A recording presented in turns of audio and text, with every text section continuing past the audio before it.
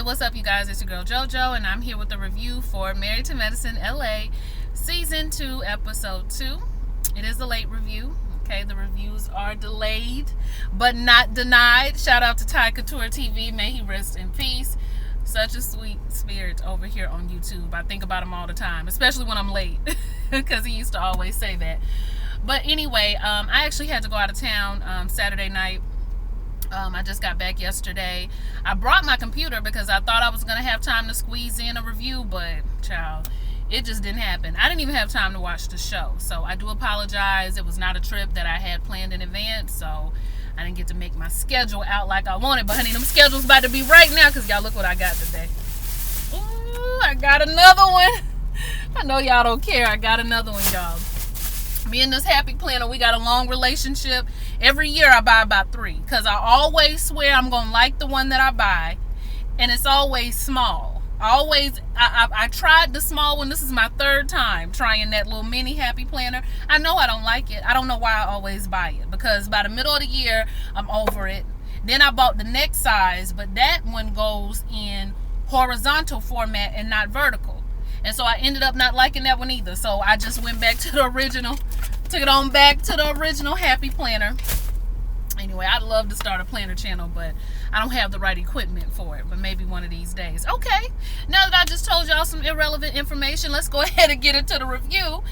All right, so we start out at the party. Well, we pick up where we left off at the party, at Jasmine's party. And Imani and Jasmine take it on inside and let them handle their business outside, which is what I wish they would have done in the beginning, because the problem is between the two of y'all, not anybody else, really. So they go into the house and they have a conversation, and Jasmine was like, I just feel like you are so hard. And Imani said, I am hard. And Jasmine was like, why? And Imani says, well, because I'm from New York. Y'all, I had to rewind that part again just to hear Imani say it, because y'all know y'all New Yorkers. Y'all know y'all New York. I love y'all. Y'all are some of my favorite people. If I have to pick a region where I really enjoy the people, New Orleans and New York. Y'all are some of my favorite people. But when I tell y'all, y'all blame everything on where y'all from. You know, it don't matter what's going on. Y'all will be like, I'm from Brooklyn. I'm from the Bronx. I'm from Queens. I'm from New York. So I'm hard because that's why. And basically, Imani is just saying she's a product of her environment. She's had a lot of people let her down, disappoint her. Y'all know she went through that thing with her, talking about her father last season and how he abandoned them. And, she just easily walks away from things. She just easily shuts down. And that's what she did with Jasmine. And Jasmine was like, I wish you would give me a chance. I wish you would give me an opportunity, because I feel like you really would like me. And that made me happy. Now, even though it's going to go left again, that really made me happy, because I like to see, people coming to some common ground if stuff hasn't gotten too out of whack. And I feel like things have not gotten too out of whack yet with the two of them. So they end up hugging it out. Dr. Heavenly comes over there, and I was just like, oh, ain't nobody talking to you. So she come over there. Okay, how y'all doing? How's it going? Y'all done made up? Y'all done made up? And Imani is telling her that, or who said, somebody said something about being intimidating. And Heavenly was like, yeah, you and I, we intimidate. You do come off intimidating. Not to me, but maybe to people like her. And I was just like, see, here we go again. So Britain is over there by this point, and she's just like, what do you mean to people like her? What does people like her mean? Jasmine said, child, it don't even matter. And I was glad Jasmine did that. Okay, Jasmine obviously done learn how to keep her cool in certain situations and ignore ignorant statements, because it was ignorant, and Heavenly was trying to get it going, the way they do in the ATL, but Jasmine shut that down LA style and said, look, we got bigger fish to fry. They about to go home. So I don't care what Heavenly talking about. I'm trying to work this out with Imani.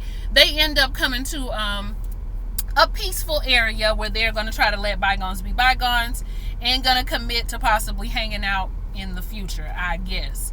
All right. Let's see what else. Oh, Quad came over there. She tried to stir it up a little bit, too. I mean, did you feel like it was genuine? Okay. As long as you felt like... Shut up, Quad. Again, when does the flight leave for Atlanta? So, the next thing that's going to be happening on the episode is Britain's birthday party. Britain is turning 43. I was like, Britain's 43?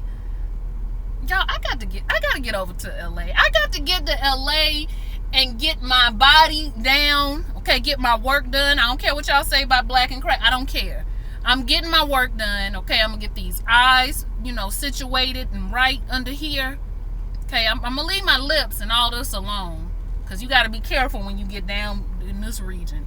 So I'm gonna leave that alone. I might get a little filler, right in here. Right in here. I don't want my lips any bigger, because that could end up being a mistake. And I probably ain't gonna I could work out. Okay, I could probably get that off. But I might get some laser treatments and whatnot. I need to get to LA, because the girls look good. They look good. I know people say this show is boring, but I just like looking at them. It's a good looking cast of women. I just think they're beautiful and well put together. But anyway, so that is what is going to be centered around the rest of the episode. So, side note, did y'all see when Dr. Heavenly was getting that massage? That was the quietest that I had seen Dr. Heavenly the entire night. I said, "Ooh, girl, I know how you feel."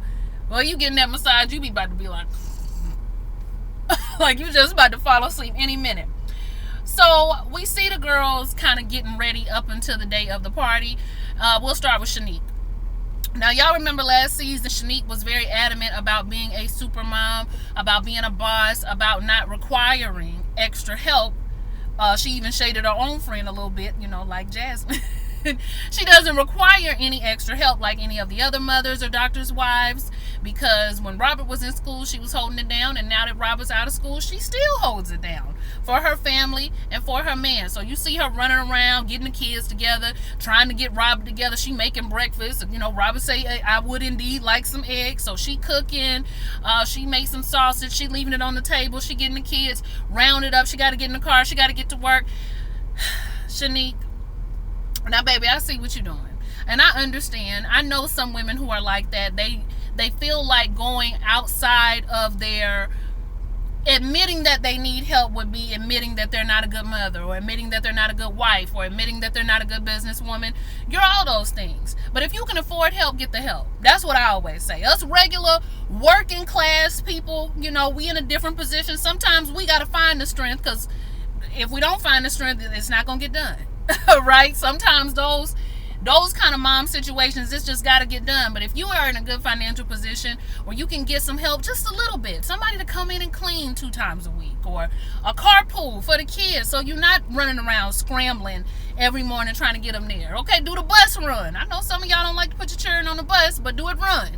Okay, I don't know, they got cell phones, they can let you know if something pop off. But anyway, she is dropping them off at school, and on the way to school, they're having a conversation about her future business plans. Now, her daughter is like 10, and I think the son is 7. And I just thought it was a strange conversation to be having with children that were that young. But maybe she wanted to, I don't know. Like, if she was warning them that she might be working a lot more, that would have been one thing. But she was like just trying to gather their thoughts about the business. She was like, well, mommy might be being a realtor instead of a property manager, and so I'm going to be working a lot. I guess she was trying to let them know she might be doing a lot more. But the daughter was like me, like, what if it don't work? Okay, what if you don't have time to be doing all that? And the son say, I think you should just stick to what you've been doing. So Shanique's, her conversation with her business partners didn't really go as planned. They think she should just keep it at right where she's at. And I'm pretty sure next episode we will see her talking to Robert. Okay. Now the next person we check in with is Dr. Kendra. Dr. Kendra is Vietnamese, and her husband is, half Vietnamese and black. And her husband is Chinese, and he gonna say in Cuban. I said, where the Cuban? Where is the Cuban Dr. Kendra husband? But they're at the house, and she is opening up the garage. There's all kind of wardrobe boxes in there. I'm guessing they got to get this all unpacked and situated. I said, girl, you better hurry up before it can mess around and be some moths in there. You're going to have holes in your clothes. Okay, 1 box a day. Get it done.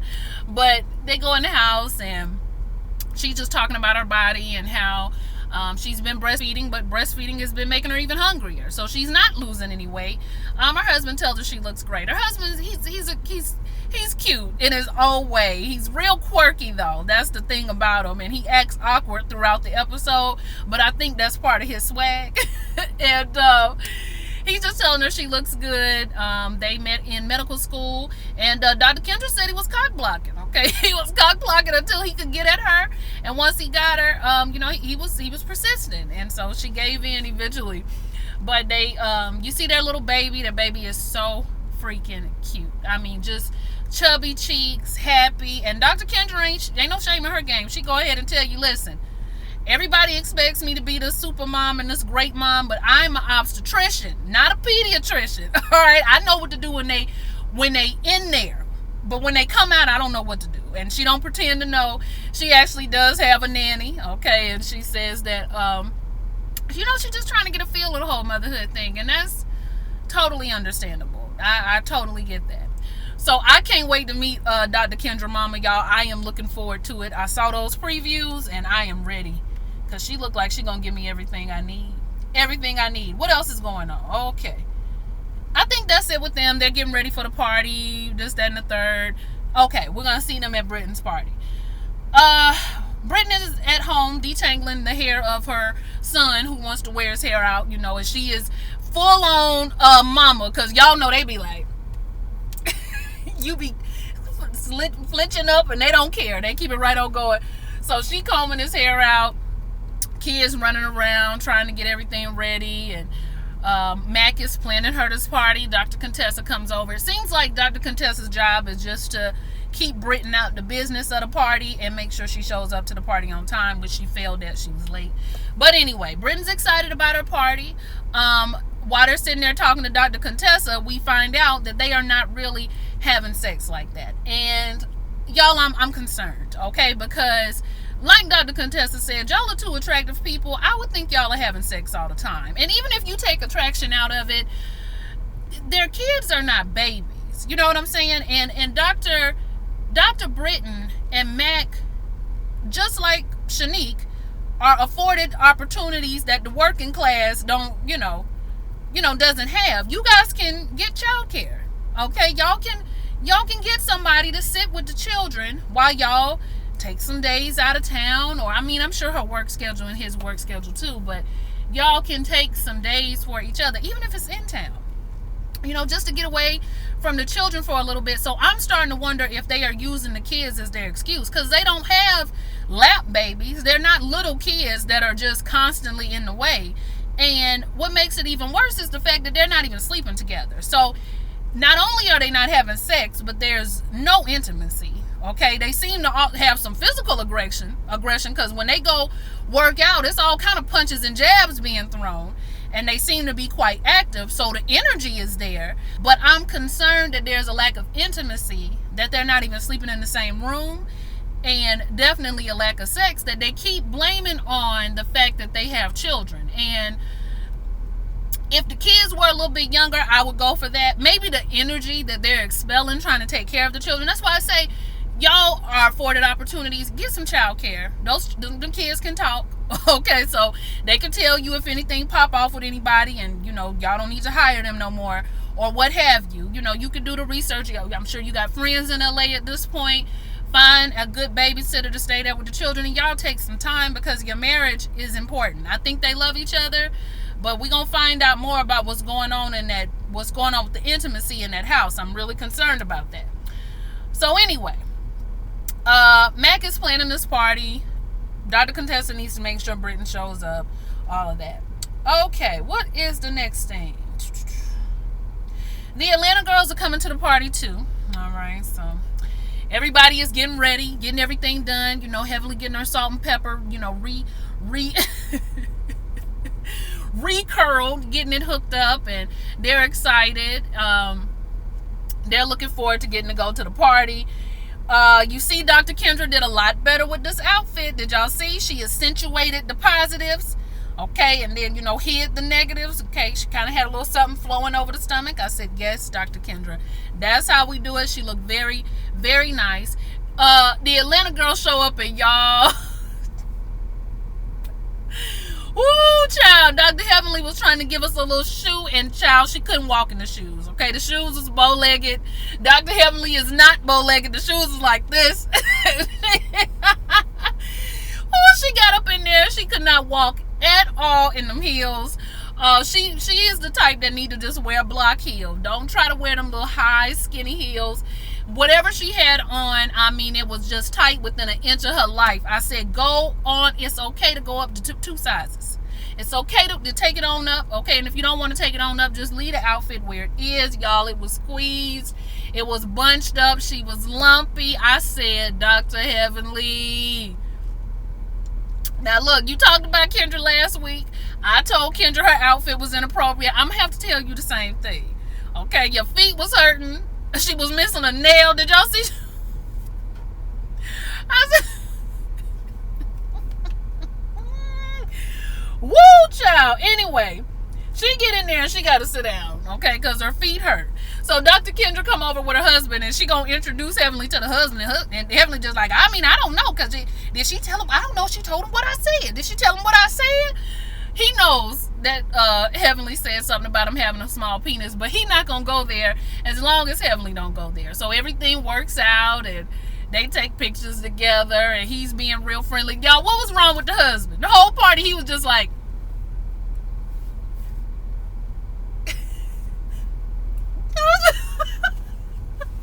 every time he met somebody. Anyway, y'all. Okay. So the Atlanta crew meet Kendra's husband. And let me try. I got to keep looking at my notes so I won't forget nothing. I'm sorry. Oh, gosh. Okay.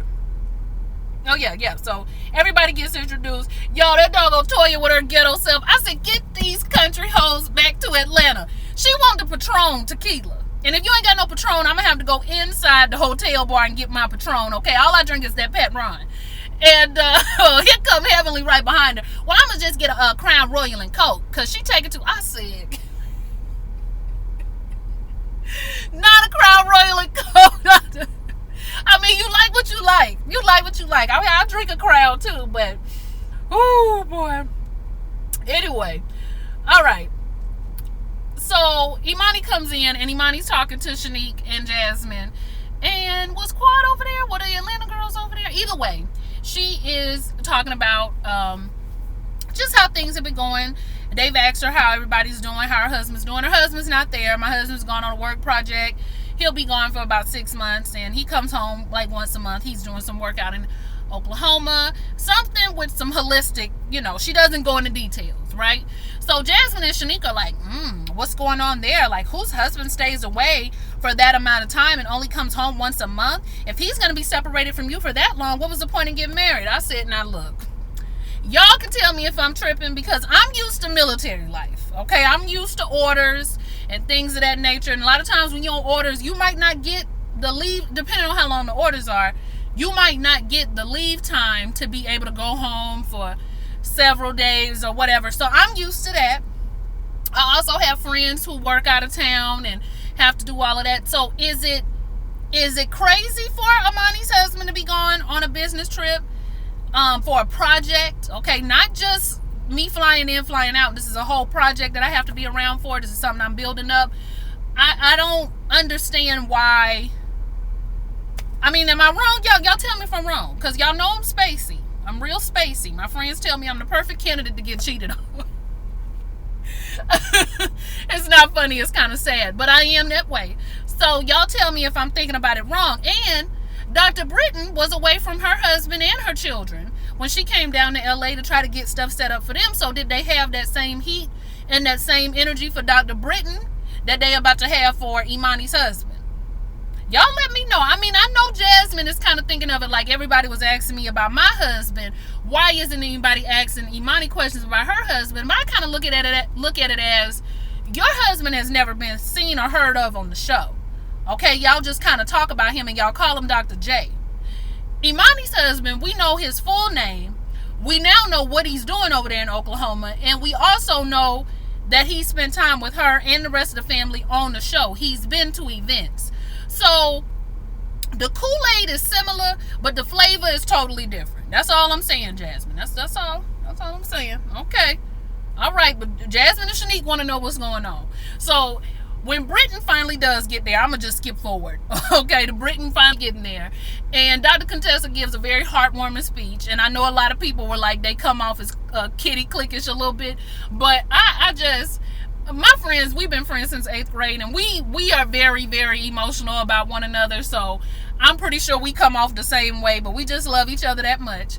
And Dr. Britton's talking to everybody. And Shanique and Jasmine end up cornering her because they want to know what's going on with Imani and her husband, because it sounds like something going on. Now, Dr. Britton is an agent of chaos, just like me. Okay?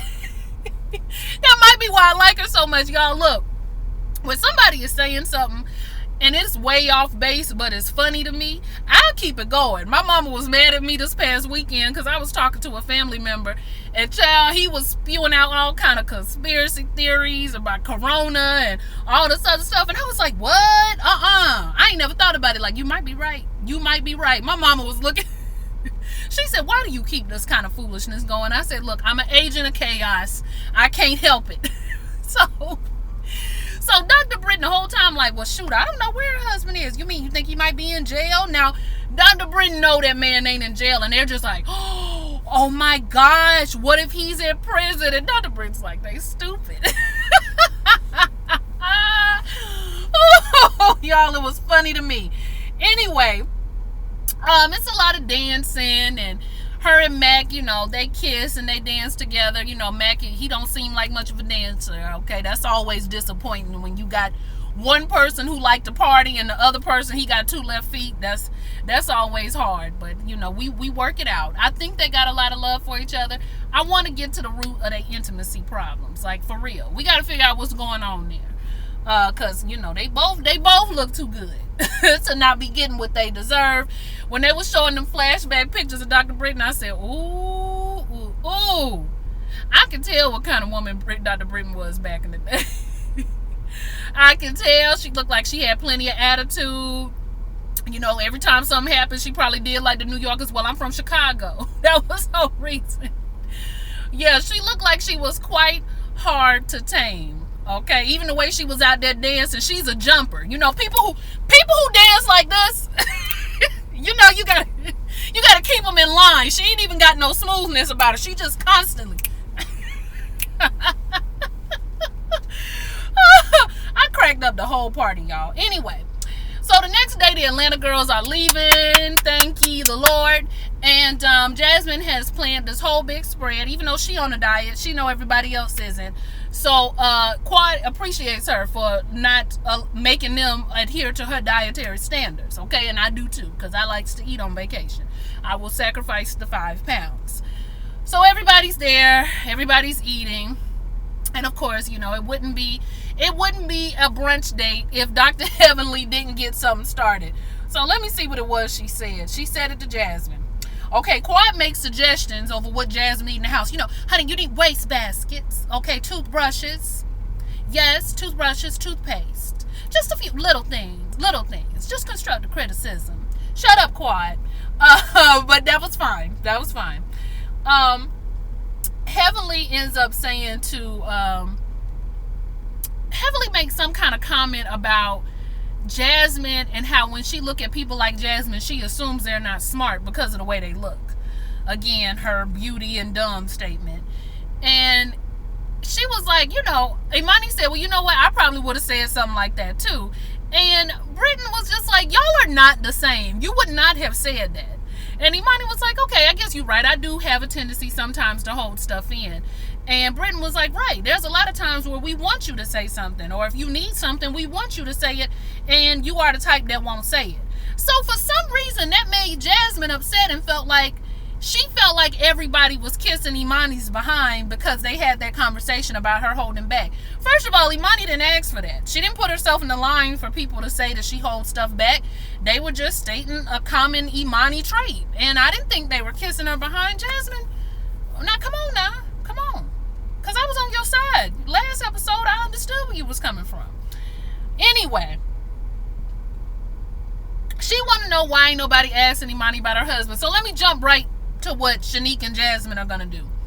The two of them are going to confront everybody. Okay, Shanique say she gonna get these hoes together. All right, and Jasmine said, you better stop it because you are boiling my fuel. I said, I think what you mean is you are adding fuel to the fire. Okay, but all right, we're gonna boil the fuel over there at Jasmine house. So they gonna try to get everybody together, and I promise you the two of them look like they can't read. I just don't think it's gonna be a good idea. Imani and Britton go out. And Britton to me is a real friend because she tell Imani, look, I know that your husband's over there doing this thing. They're both in Essence magazine. Wonderful. Okay, she is one of the 100 woke black doctors. He is doing his thing in the cannabis industry over there in Oklahoma. And she's going to tell everybody about it when she's ready. She just wanted to make sure that the article was out and that everything was what it was going to be before she mentioned it. And Dr. Britton said, listen, it's conversation going on. I'm just letting you know. I was glad she didn't stir the pot and tell Imani every little thing that was said. And she was just like, just expect backlash. That's all I'm saying. Because, you know, you was talking and you was saying what you was saying. So I appreciated that. I felt like Britton was very fair. Britton is a Libra. Okay, yeah, I just thought I'd throw that in. She is a Libra, and a lot of times y'all do have a tendency to balance things out. So I just thought I'd throw that in, you know, a little zodiac chat. But that was it, y'all. Like, comment, and subscribe. Let me know what you thought about the episode, and I'm going to do my love goals, and I will see y'all for the next one. Bye.